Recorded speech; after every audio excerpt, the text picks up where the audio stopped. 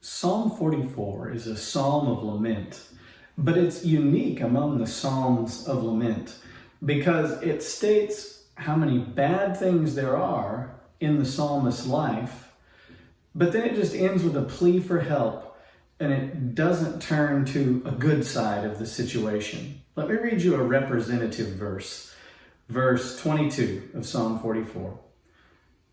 Yet for your sake, we are killed all the day long. We are regarded as sheep to be slaughtered. I urge you to read this psalm yourself today. But what are we to learn from a psalm that laments and cries out to God without turning to a positive side of the situation? Well, first of all, it lets us know that it's okay to feel that way sometimes. We might feel like to be spiritual, we have to see a sunny side of everything and be cheery no matter what happens in life.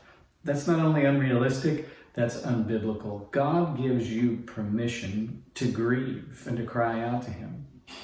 But secondly, God is working through the times when you feel the lowest and don't see any positive to come out of it. Paul quotes this psalm in the New Testament. In fact, he quotes the very verse that I read. He quotes it in Romans 8, and he quotes it right after that famous verse, Romans 8:28, where he tells us that all things work together for good for those who love God, who are called according to His purpose. When you don't feel God working, when you feel down, He is still working through you when you're a believer.